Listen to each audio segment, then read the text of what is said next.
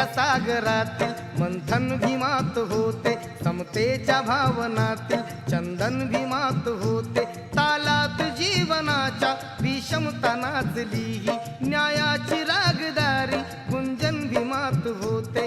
संकल्प या मनाचा क्रांती करून गेला, निधड्या मनाचा मोठा होऊन सिंह गेला।